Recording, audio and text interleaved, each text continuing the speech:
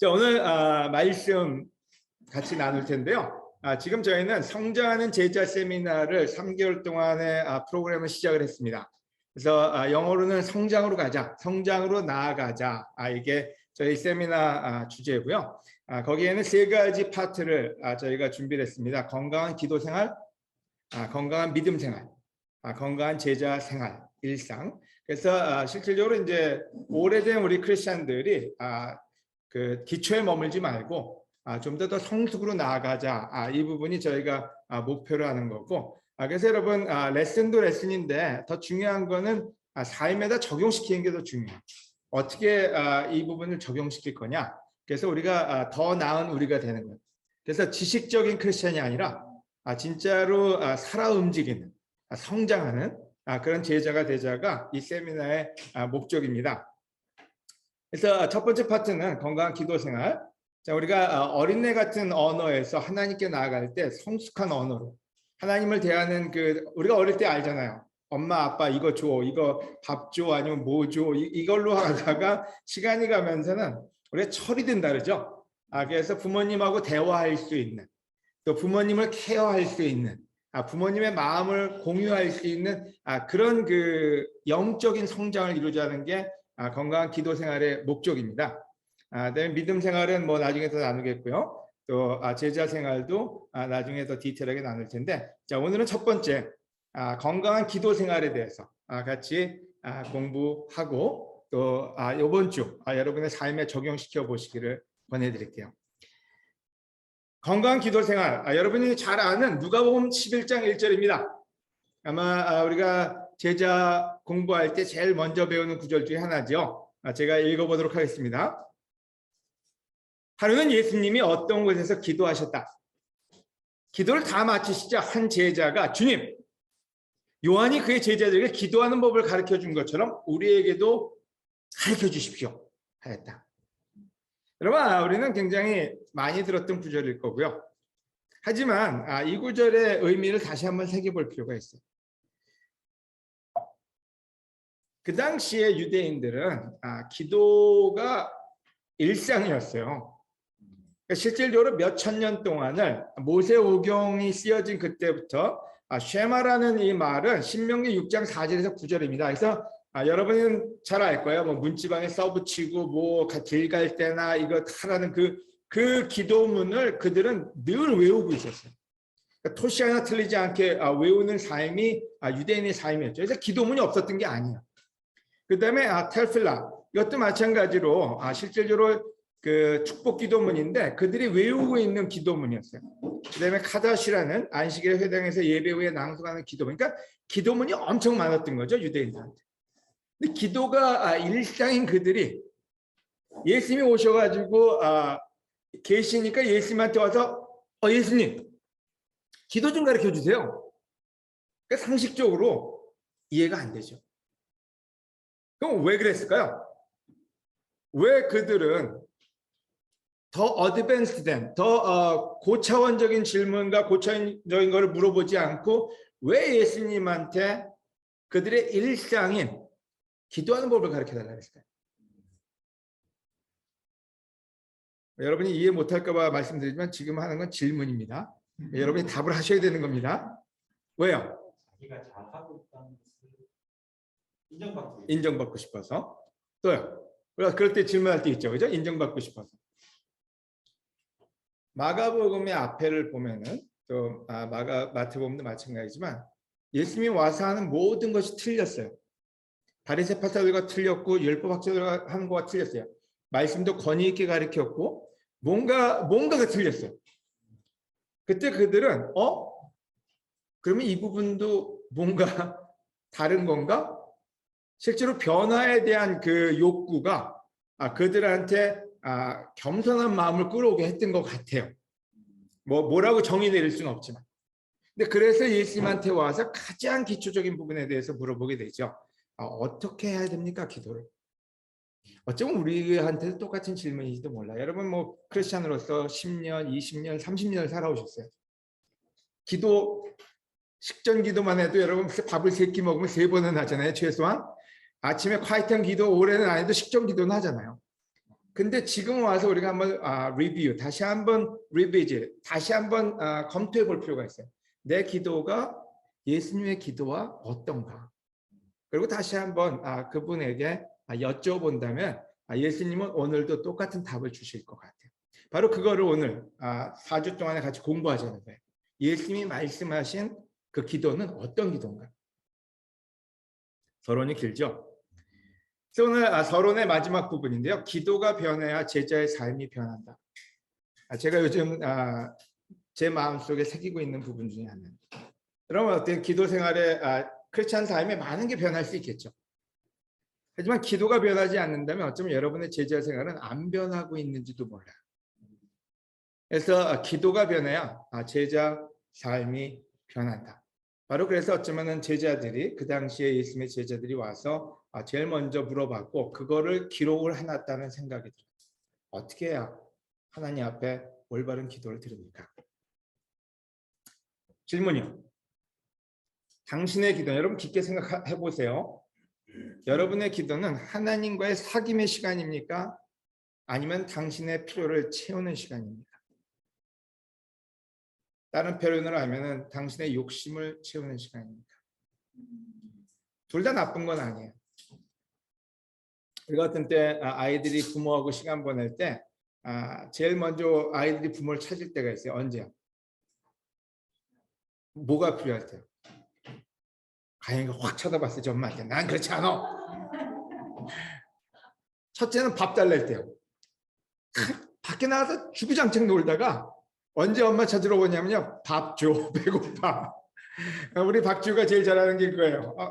딴 때는 엄마 아빠가 별로 안 필요해요. 근데 밥이 필요할 때는 부모가 필요해요. 그 다음에 이제 용돈 달라 그랬대요. 막 뭐 밖에 나가 놀다가 이제 뭐 사야 돼. 그러면 살 때 와서 돈 달라 그래요. 그래서 어린 시절의 그 관계는 자식과 부모의 관계는 디맨드가 있어요. 밥 줘, 젖 줘, 아니면 뭐 사줘, 아니면 뭐가 필요해. 그래서 내추럴한 거죠. 근데 나이가 20, 30이 돼서도 계속해서 부모한테 뭘 달래러만 간다면 자, 그 관계는 성숙한 관계로 갔다고 얘기할 수가 없죠. 그래서 하나님과 사귐의 시간이니까 어떤 때 부모를 찾아갔을 때 시골에 부모님을 찾아가요. 찾아가서 나 이제 저 땅 좀 팔아서 나 집 사는데 돈 보태주세요. 이렇게 갈 수도 있고요. 아니면은 시골에 가서 나 부모님하고 시간 좀 보내야 되겠다. 내가 너무 그립고 이런 관계가 필요하다. 자, 그게 뭐야? 철이 들었다는 얘기잖아요. 자, 우리의 기도 생활을 통해서 우리는 우리의 하나님과의 영적인 상태를 알 수가 있어요. 성장했는지 아니면 어린애 같은 생활을 하고 있는지. 그래서 하나님과의 사귐의 시간인지 기도가 지금 여러분의 그 기도가 아니면 여러분의 욕구를 여러분의 필요를 채우기 시간인지가 어쩌면 여러분의 영적인 상태를 얘기하고 있을 수 있다는 얘기예요. 여러분 이 질문은 집에 가서 깊게 생각해 보실 필요가 있어요. 그리고 여러분의 그 기도 생활을 어디로 나가야 될지를 생각해 보세요. 두 번째 질문이요. 당신이 하나님을 찾는 이유가 하나님과 같이 있는 것이 좋아서인지 아니면 하나님이 주시는 선물이 좋아서인지. 제가 오늘 동영상을 하나 보여드리려고 했는데 너무 길어서 제가 설명을 해드릴게요. 서클, 제 와이프한테 물어봐야 되는데 뭐죠? 서클 톡인가요? 서클, 요즘 새로 나오는 그 토크쇼가 있어요. 그 상담하는. 근데 이제 거기에 패널이 몇 명이 앉아 있어요. 그 다음에 이제 거기서 자기 고민을 얘기하거나 자기 인생을 얘기하면은 거기에서 그 상담사가 누구죠?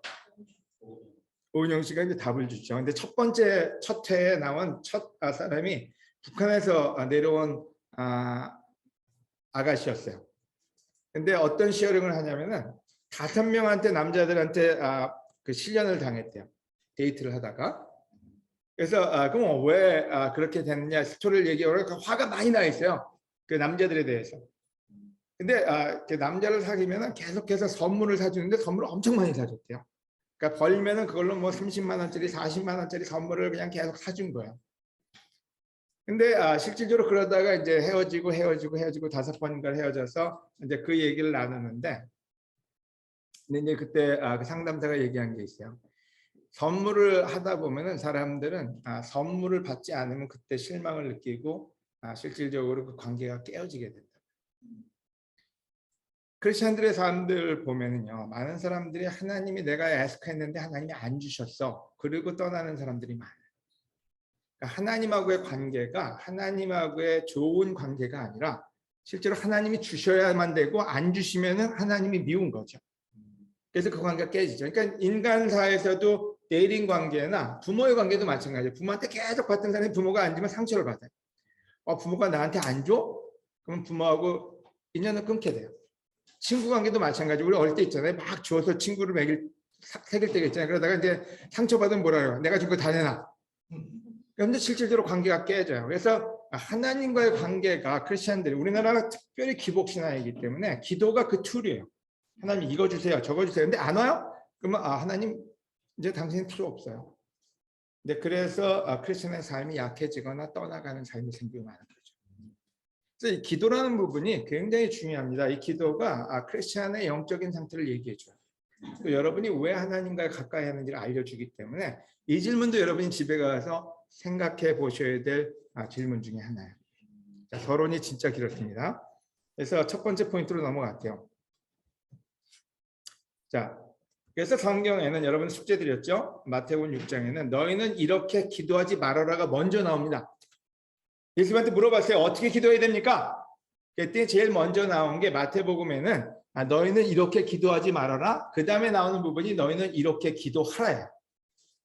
그래서 오늘 첫 섹션은 이렇게 기도하지 말아라가 첫 번째입니다. 그것부터 배우고 그 다음에 이렇게 기도하라를 배우도록 할게요. 마태복음 6장 5절에서 18절. 우리 홍정원 형제에게 부탁드려도 될까요? 네. 5절에서 8절까지죠. 네, 5절에 8절, 18절이 아니고요.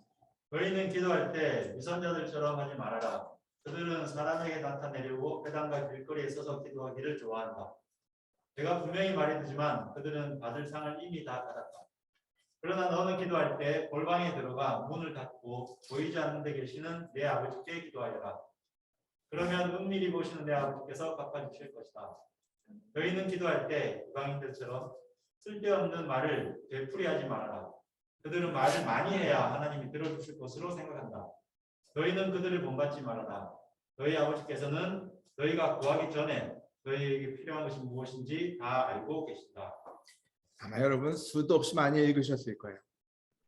근데 문제는 그렇게 많이 읽고 그렇게 많이 들었어도 이 부분에 대해서 심각하게 생각하는 사람들이 적다는 거예요. 많지 않다는 거예요. 여러분 오늘 우리가 지금부터 배우는 거는 어떤 구절을 듣든지 그게 예수님한테 나온 거라면 여러분 신중하게 생각하고 신중하게 여러분의 삶에 적용시키시기를 권해드릴게요. 하지만 좀 풀어보겠습니다. 여러분 저희 세미나는 다 카톡방에 여러분 카톡방에 다 올라갈 거예요. 그래서 여러분 너무 집중을 이런 부분보다 여러분이 나중에 보실 수 있으니까 더 깊게 생각하는 데 집중하시면 좋을 것 같아요. 첫 번째, 자, 배우의 기도. 질문이 있습니다. 당신은 배우입니까? actor. 여러분 혹시 여러분 스스로 액터라고 생각하시는 분 계세요? 그 배우라고? 여러분 여기 이런 말을 썼습니다. 너희는 기도할 때 위선자처럼 하지 말아라. 이 위선자라는 말이 영어로 연극 배우라는 그 원어로 연극 배우라는 말의 그 어원이래요. 자, 그 얘기는 뭐냐면 이 말을 풀면요, 너희는 연극 배우처럼 기도하지 말라는 거예요. 연극 배우가 어떻게 해요? 여러분 탤런트들이 참 힘듭니다. 우리는 어떤 때 TV나 이렇게 뭐 유튜브나 보고 있으면 다들 기쁘잖아요, 맨날. 그리고 웃고 어떻게 저렇게 맨날 신나고 그냥 뭐 요즘은 버라이티 쇼만 보면 그냥 왜 이렇게들 신나고 맨날 웃고 맨날 근데 그러다가 뭐가 와요? 주로 공황이 오고 정신병이 오고 실제로 그 우울증이 오고 어떤 사람들은 자살을 해요. 근데 왜 그러냐? 이중 라이프를 살기 때문에. 사람들한테 보여지는 삶과 자기 리얼 라이프가 다르기 때문에. 더 무서운 게 있어요. 그게 뭐예요? 여러분 배우들이 제일 무서워하는 게 뭐예요? 시청률이에요.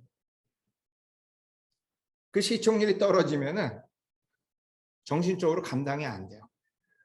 그걸 먹고 사는 사람들이거든요. 근데 요즘 사회가 어떤 사회예요?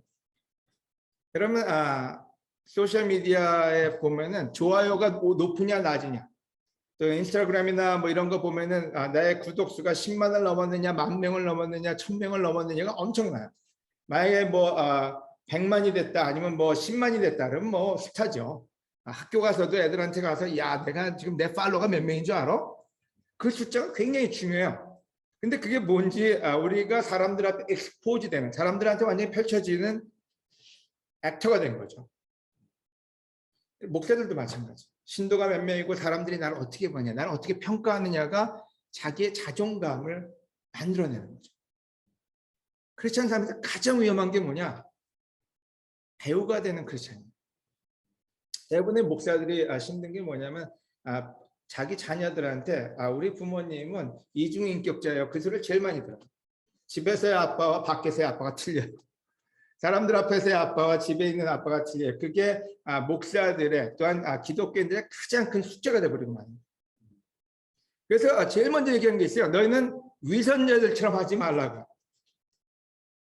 자, 여러분의 기도는 어떻습니까? 여러분 신기할 정도로 우리는 남이 듣는 기도를 해요. 기도를 하면서 실질적으로 누구한테 기도하는지 몰라. 이게 자기한테 기도하는지 하나님한테 기도하는지 아니면 사람들한테 기도하는지 모른다는 거예요.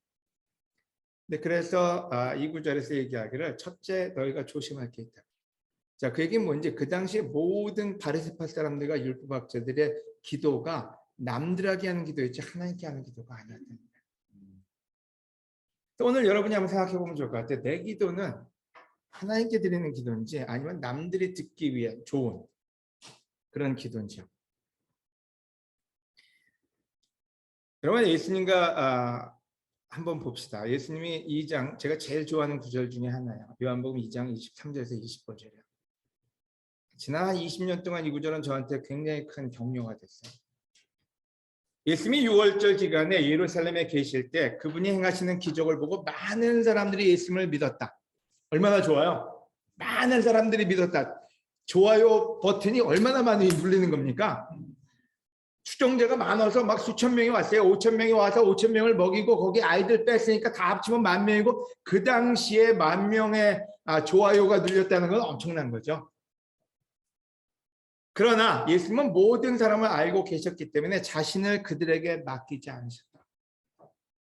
사람의 속뜻을 아셨기 때문에 어떤 사람에 대해서 누구의 설명을 들으실 필요가 없었다. 자, 이게 뭔지 사람들한테 자기를 맡기지 않으셨다는 거예요. 여러분, 지금 우리들한테 가장 중요한 게 있어요. 여러분을 사람한테 맡기고 사느냐 아니면 여러분 자체를 하나님께 맡기고 사느냐가 크리스찬 삶의 퀄리티가 달라집니다. 많은 갈등이 여러분 어떤 때 사람들이 얼마나 인정해 주느냐가 여러분한테 자존감의 위로 갖다 내려갔다 하는 그 부분이 될 수가 있어요. 때로는 그 사람이라는 말은 인도자도 될 수 있어요. 인도자가 여러분을 어떻게 봐주느냐. 그거에 따라서 내 존재의 가치를 높게 봤다가 낮게 봤다 할 수도 있죠. 사람들이라는 표현에는 인도자도 될 수 있고 주위에 있는 사람들이 될 수도 있고 모든 사람들이 될 수가 있죠. 근데 예수님은 좋을 때, 이게 나쁠 때가 아니에요. 예수님은 비난받을 때가 아니라 진짜 팔로워가 너무 많았어요. 그 당시에 5,000명에서 10,000명에서 그 타운이 온 유대가 예수님한테 어텐션을 줬다 그랬어요. 근데 예수님은 그들의 마음을 알았기 때문에 그들한테 맡기지 않으셨다. 사람들한테 보여진 기도가 없었어요. 예수님한테. 나중에 더 얘기하겠지만 예수님의 기도는 조용한 곳에 가서 남들이 없는 데서 기도하셨죠. 그러면 그 자존감은 어디서 왔느냐? 여러분 크리스천들이 지금 자존감이 떨어지는 이유가 뭘까요? 사람들한테 가 있기 때문이에요. 그러면 그 자존감은 어디서 왔을까요? 예수님의 자존감은요 하나님한테서 유일하게 왔어요. 나를 인정해주면 하나님밖에 없다 그랬고 마태복음 3장 16절만 예로 읽을게요. 예수님이 세례받고 물에서 올라오자 이 사람은 내가 사랑하고 내가 기뻐하는 내 아들이다. 예수님이 기도하러 올라갈 때마다 변화산에 올라갔을 때 또 세례받으셨을 때 혼자 기도할 때 계속 들어오는 그 메시지가 있어요. 사람들이 네가 놀랍다가 아니라 하나님이 너는 내가 사랑하는 아들이다. 전 처음에 이 그 구절을 읽을 때마다 이해가 안 됐어요. 굳이 왜 다른 얘기 없이 하나님이 너는 내 사랑하는 아들이다 이 말만 했을까? 예수님은 그것만으로 충분했던 거예요. 거기서 자존감을 찾으셨어요. 거기서 자신감을 찾으셨어요. 바로 그래서 담대했어요. 사람들이 자기를 좋아할 때든 비난할 때든 자기를 진짜로 죽이겠다고 몰려들 때도 그거 하나만 충분했던 거죠. 바로 그래서 예수님 얘기해요. 너희들 위선자들처럼 사람들 앞에 보여진 네가 되지 말라. 하나님한테 찾아가라. 여러분, 다시 한번 오늘 이 시간 여러분이 생각하면 좋을 것 같아요. 내 기도는 배우의 기도인가? 아니면 진짜 하나님과의 시간인가? 그 부분에 대해서 여러분의 숙제를 풀어보시기를 권해드립니다. 두 번째 포인트. 그 다음에 얘기하기를 뭐라고 여기서 표현하고 있습니까? 내가 분명히 말한다. 그들은 이미 상을 받았다. 그 얘기는 뭔지 여러분, 사람들한테 하면 사람들이 상 다 해줘. 저 사람 굉장히 영적인 사람이네. 저 사람 기도 너무 멋있네. 저 사람은 진짜 인도자감이야. 사람들이 상 다 줬어요. 그래서 하나님이 줄 상은 없대요. 왜? 사람들이 하나님이었어요.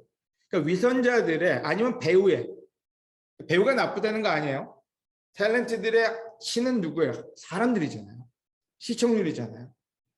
그래서 하나님이 바뀐 거죠. 근데 우리의 하나님은 보이지 않는 하나님이라면 그분한테 우리가 기도하고 격려받고 답을 얻어야 되겠죠. 두 번째로 얘기하기를 그러나 너는 기도할 때 골방에 들어가서 문을 닫고 보이지 않는 데 계시는 내 아버지께 기도해라. 그러면 은밀히 보시는 내 아버지께서 갚아주실 것이다. 아까 우리 경원 형제가 여기서 기도를 했어요. 그러면 이제 성경에 어긋난 기도를 한 거 아니에요. 골방에 안 가고 이게 대표 기도를 하고 사람들 앞에 기도했으니까 얼마나 퀘스천이 됩니까? 자, 골방에 들어가서 기도하란 말이 뭐예요? 문을 닫고 여기에서 포인트를 제가 여러 가지 붙인다면요. 문을 닫고 기도하라요. 문을 어떻게 닫아요? 사람들 의식하지 않고. 나중에 이 부분은 더 깊게 우리가 공부할 거예요. 왜냐하면은 이게 이제 침묵기도, 묵상기도 여러 가지 기도로 우리가 연습을 한번 해볼 필요가 있어요. 여러분 아까도 얘기했지만 예수님은 자주 조용한 곳으로 가셔서 기도하셨다는 표현이 많이 나와요. 겟세마네 동산도 예수님의 기도처였죠. 그다음에 주로 5천 명을 다 먹이고 난 뒤에 뭐 하셨어요? 혼자 산으로 가셨어요. 혼자서 산으로 가셨어요. 밤에 꼼꼼한데. 어저께 우리 세 형제가 가서 기도하면서 제가 그런 기도를 했어요. 나 혼자라면 진짜 안 갈 거다. 밤에 꼭대기까지 혼자 가겠습니까? 등도 없는데. 그래도 옆에 경원이가 있고 재현이가 있으니까 든든하더라고요. 그 멧돼지가 나오는데 출몰 지역으로 나와 있어요. 거기에. 그 멧돼지가 와도 첫째는 경원이를 먼저 공격하겠지라는 느낌. 농담이고요. 근데 밤에 가는데 불도 안 켜고 플래시 안 켜고 갔거든요. 그러니까 길만 보여요. 달빛에 별도 많았어요. 근데 감사하게도 그때 더 하나님에게 집중할 수가 있었던 것 같아요. 서로 얼굴도 안 보이니까 그냥 기도하는 거 외에는 볼 수 있는 게 없었어요. 예수님은 혼자서 자주 산으로 오밤중에 가셨어요. 자, 이게 뭘 한 거냐? 문을 닫으신 거예요. 사람들과의 대화의 문을 닫으셨고요. 세상과의 문을 닫으셨고요. 그냥 하나님하고의 그 시간만을 가지셨는데 그게 얼마나 많이 나오냐. 성경 여러분 복음서 보면 진짜 많이 나와요. 못 끝나고 나면 혼자서 산에 가셨다. 다 보내고 배 태워서 보내고 혼자서 시간 보내고 다시 오셨다. 그게 문을 닫는 거였어요. 뭐 다른 구절도 많이 볼 수 있는데 오늘 거기까지만 나누고요. 이게 저희 집 베란다입니다. 너무 자랑스러워서 이렇게 해놨어요. 창피하다 그러는데 요 체어가 요 하이 체어가 아침에 일어나면은 저희가 요즘 앉아서 그 묵상 기도를 하려고 앉는데 보고 있으면 좋아요. 근데 기도를 하다가 이제 눈을 감잖아요. 그럼 눈을 감으면 생각이 다 멈춰지고 뭐가 하나 집중이 되면 좋잖아요. 눈을 감을 때부터 더 시끄러워요. 첫째는 차 소리가 진짜 귀에 막 들어와요. 그러고 난 다음에 그럼 차 소리까지만 이제 안 듣고 집중을 하려고 그래요. 그럼 집중을 하면 무슨 소리가 들리는 줄 알아요? 내 마음속에서 나오는 이 생각 저 생각이요. 그 실질적으로 야 이게 집중을 한다는 게 이렇게 어렵구나. 진짜 찻소리 들리고 그다음에 그것까지 집중해서 진짜 하나님께 기도하려고 하면은 내 마음속에서 나오는 불평들 아니면 나를 해코지하려고 했던 사람들 아니면은 해야 될 일들이 막 들어오면 그것도 막 차단을 하다 보면은 집중이 안 돼. 이 기도가 참 힘든 거구나. 요 며칠 전에 아내하고 같이 어떤 수목원을 갔어요. 혼자 올라갔다가 내려오면서 눈을 감았어요. 작은 새소리, 작은 물소리밖에 안 들리더라고요. 그게 도움이 많이 됐어요. 그리고 하나님을 생각할 때 집중이 되더라고요. 자, 제가 오늘 나누고 싶은 게 있다면요. 문을 닫으라는 게 여러분 문 닫기가 힘들어요. 그 얘기는 뭐냐면 여러분 문을 열어놨다는 얘기는 하나님하고 대화하고 있는 게 아니라 어쩌면 여러분의 소리를 듣고 있고 여러분의 불평을 듣고 있고 세상의 소리를 듣고 있고 모든 게 여러분을 컨트롤하고 있으니까 그만큼 기도가 성장하지 않는다는 얘기죠. 근데 기도의 첫 번째 파트는 우리가 함께 얘기 드리는 거잖아요. 얘기 드릴 때도 다음 부분인데요. 얘기 드릴 때도 문제인데 더 큰 문제는 우리가 듣지를 못해요. 하나님이 얘기하는 걸 듣지 못하니까 실질적으로 그 기도는 정상적인 온전한 건강한 기도가 될 수가 없다는 거예요. 그거 언제 들려요? 다른 소리가 다 안 들려야지 기도가 들리게 돼요. 하나님의 소리가 들리게 되는 거죠. 여러분 성경에 나오는 인물들이 있습니다. 모세, 아브라함, 사무엘, 바울. 공통점이 있어요. 거의 다 하나님이 이름을 불렀어요. 모세야, 모세야. 사울아, 사울아. 그죠? 사무엘아, 사무엘아. 아브라함은 뭐 그냥 계속 아브라함하고 대화를 하셨어요. 근데 모세를 봅시다. 40년을 광야에 있었어요. 그러면 언제 모세야, 모세야 소리를 들었나요?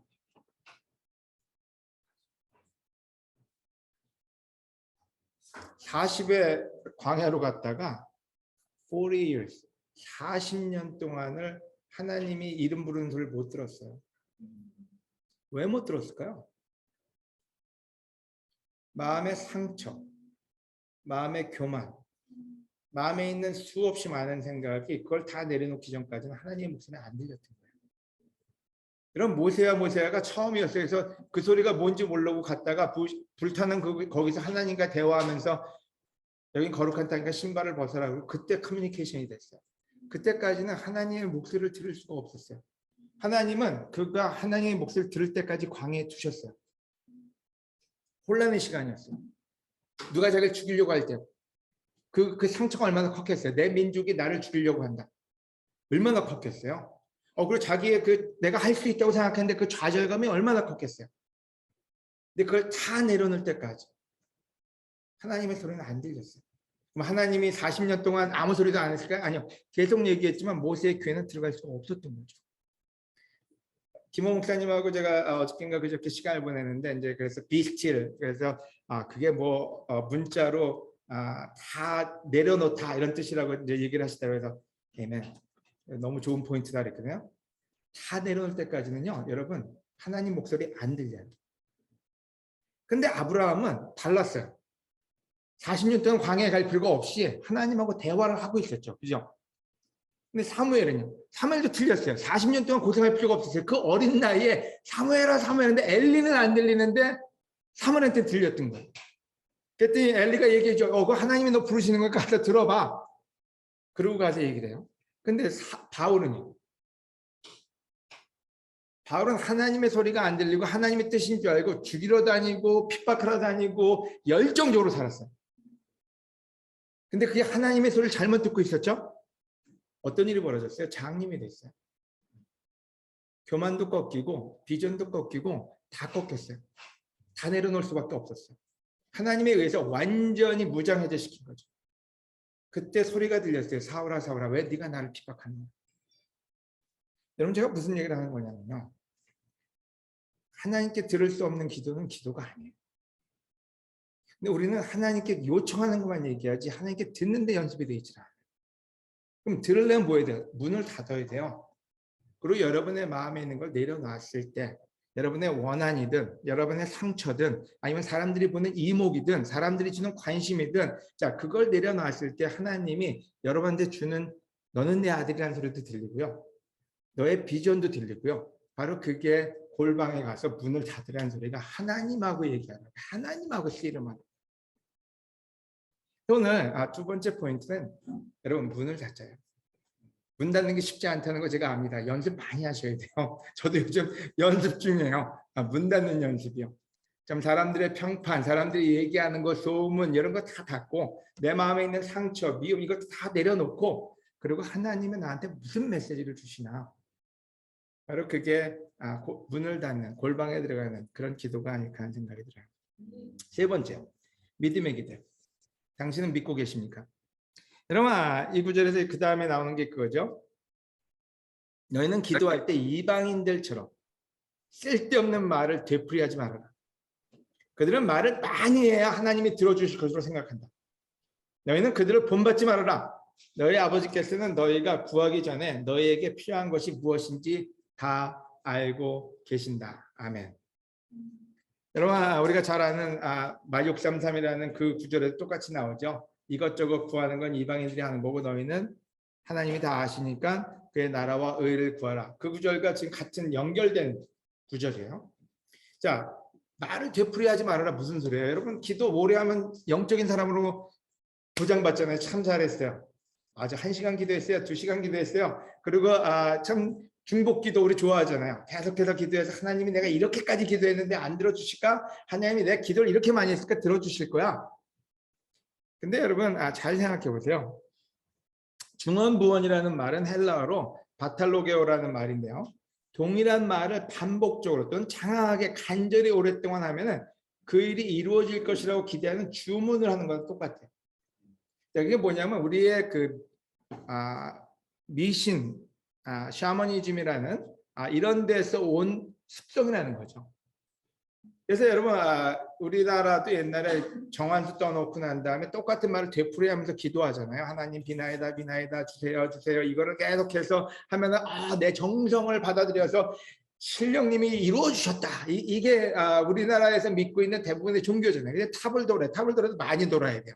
그다음에 108번 기도 있죠. 절을 108번을 하면서 기도하면은 자 부처님이 우리의 기도를 들어주실 거다. 자, 모든 종교에 뭐가 있냐면 되풀이하면서 그 정성을 가득하게 봐줘서 너희의 소원이 이루어질 거다가 대부분이 우리가 믿고 있는 믿음이라는 거예요. 근데 그 믿음이 우리 기독교 안에도 우리 기도 안에 들어와 있는 거죠. 저도 마찬가지고요. 그래서 인간은 신적인 대상에게 간절하게 오랫동안 계속 빌면 원하는 것이 이루어진다는 종교적인 생각을 가지고 산다. 정한수 탑돌이 108번 기도가 우리 안에는 접해 있는 것 같아요. 저도 마찬가지로 실질적으로 기도를 이렇게 많이 했으니까 하나님이 어디 쌓여 있으니까 들어주실 거야. 자, 이게 나쁜 생각은 아니에요. 하나님 우리의 마음을 아실 거예요. 그만큼 졸라대면 주신다는 성경 구절도 있어요. 하지만 여러분 생각해 보세요. 누구한테 말을 많이 합니까? 한 예를 들어서 우리 아이들한테 너 뭐 공부 뭐 했니 안 했니 할 때 주로 어떻게 해요? 믿는 아이한테 뭐라 그래요? 얘기 안 해요. 너 잘할 거라고 믿고 끝내요. 근데 못 믿는 아이가 있어요. 얘는 분명히 안 할 거야. 그럼 어떻게 해요? 중복적으로 계속 얘기하죠. 너 꼭 그거 하고 해라. 너 그리고 나가기 또 전화하죠. 너 했니 안 했니? 못 믿을 때. 그럼 우리가 지속적으로 반복적인 말을 계속한다는 말은 하나님 내가 당신을 못 믿겠으니까요. 내가 하실 때까지 내가 팔로우 할 거예요. 그러니까 우리의 믿음 없음을 기도에서부터 내놓는 거죠. 그래서 예수님은 내가 이건 다 아니까 그렇게 하지 말고 너희는 다른 걸 구하라 그랬죠. 하지 말아야 될 것 중에 하나가 하나님을 못 믿겠다고 고백하는 일 중에 하나를 멈춰야 된다는 거죠. 하나님이 이 모든 걸 알고 계시지 않습니까? 그리고 우리가 해야 될 기도가 우리가 찾아야 될 기도가 따로 있다고 이 구절은 표현을 합니다. 여러분 마태복음 6장 3절 똑같은 말 하잖아요. 이런 것은 모두 믿지 않는 사람들이 애써 구하는 거라고요. 믿지 않기 때문에 애써 구한다고요. 하늘에 계신 너희 아버지께서는 이 모든 것이 너에게 있어야 할 것을 다 알고 계신다. 자, 이 부분이 참 힘들어요. 왜냐? 우리 믿음이 없다 보니까 계속해서 하나님 앞에 졸르게 되죠. 그래서 오늘 이 구절을 여러분이 잘 생각해 보면 좋을 것 같아요. 너희는 이렇게 기도라는 책에 이런 구절, 이런 내용이 있더라고요. 기도는 하나님께서 모르시는 것을 알려드리거나 하나님께서 하셔야 할 일을 하시도록 일깨워 드리는 것이 아니다. 이게 마음에 참 많이 와닿았어요. 기도하면서 하나님 이거 모르실 것 같아요. 그러니까 알려드려야지. 제가 어떻게 나쁜 놈인지 내가 알려드려야지. 이 상황이 얼마나 좀 심각한지 하나님께 알려드려야지. 지금 우리 애들이 좀 어떤 상태인가 다 알려드려야지. 우리는 어떤 때 하나님이 모를 것 같아서 막 하나님께 장황하게 설명을 해. 그것도 자기 사이드에서. 자기 일방적인 의견을. 하나님이 모르시지 않기 때문에 하나님한테 그 모든 걸 설명하려고 노력하지 말라는 거예요. 여러분 마음을 설명할 필요는 있어요. 그리고 하나님이 하셔야 될 일을 뭐래? 하나님 그래서 하나님 꼭 이렇게 하셔야 돼요. 꼭 나한테 이걸 주셔야 되고 꼭 이걸 이렇게 바꿔 놓으셔야 되고 꼭 쟤네들 회개시켜야 되고 꼭 이 일은 벌어져야만 됩니다. 하나님한테 우리가 명령을 내리죠. 저의 기도 생활의 대부분이 그러지 않았나 하는 생각이 들어요. 하나님 얘기합니다. 믿음의 기도라. 하나님을 믿고 하나님한테 맡기고 그리고 난 다음에는 너희는 하나님의 나라와 의를 구하라. 누가 그렇게 했어요? 한나요. 한나라는 그 여인은 딱 기도하고 난 다음에 닭 돌아서 잘 먹고 잘 놀고 잘 지냈대요. 그리고 하나님이 사무엘을 주셨죠. 성경에 나오는 많은 인물들이 있는데 그 중에 또 다른 인물이 다윗이죠. 자기 자식이 죽을 것 같아서 열심히 기도하고 난 다음에 딱 끝났을 때는 그 다음에 하나님의 뜻에 맡기고 자기는 본인의 삶으로 돌아갔죠. 성경에 보면은 이 의미에 맞는 사람들을 찾을 수가 있어요. 이게 믿음이구나. 또 오늘 정리를 해보겠습니다. 세 가지 부분에 대해서 여러분이 이번 주 집중하시면 좋을 것 같아요. 첫째, 우리 배우가 되지 맙시다. 자, 배우의 직장을 갖는 사람은 괜찮아요. 하지만 우리의 기도는 솔직해야 되는데 제가 이 부분에 대해서는 굉장히 많이 찔리고 있어요. 왜냐하면 저는 목사로 장로로 거의 목회자로 32년을 살다 보니까 개인적으로 저한테도 솔직하지가 않아요. 이게 무슨 소리냐? 기도하면서도요. 제 입에서 못 나오는 기도가 있어요. 조금이라도 불경스러울 것 같으면 제 입에서 안 나와요. 그래서 올바른 기도와 올바른 생각을 가지기 위해서 노력했는데 그게 더 옳은 건 줄 알았거든요. 근데 나중에 보니까 나는 나 자신까지 속이고 있구나. 내가 화가 나면 화가 난다고 기도를 해야 되는데 그 소리를 못 해요. 왜냐면 화나면 죄라고 배웠기 때문에 화를 못 내요. 그리고 실망할 때가 있는데 실망도 못 해요. 왜? 하나님 앞에서 이러면 안 될 것 같아요. 그러니까 실질적으로는 나 자신까지 속이는 배우가 된 거죠.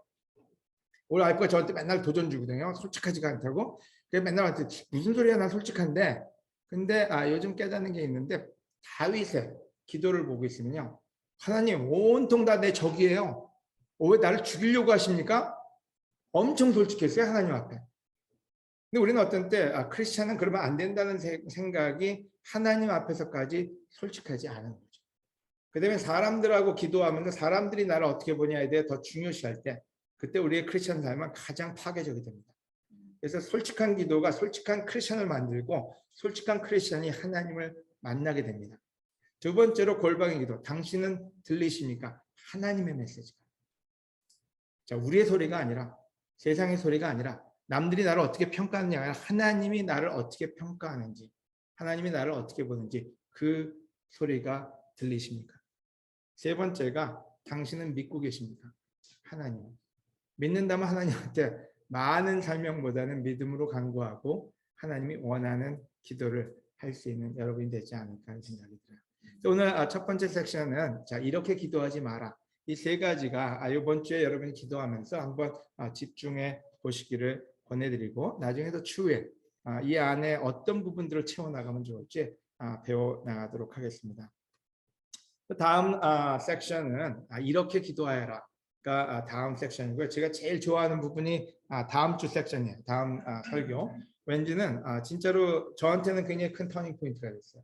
그래서 여러분 미리 마태복음 6장 5절 15절 아까 우리 서경원 형제가 잘 읽어주시고 또 기도해 주셔서 너무 감사합니다. 다시 한번 여러분이 보고 같이 공부해 나갈 수 있으면 좋을 것 같아요.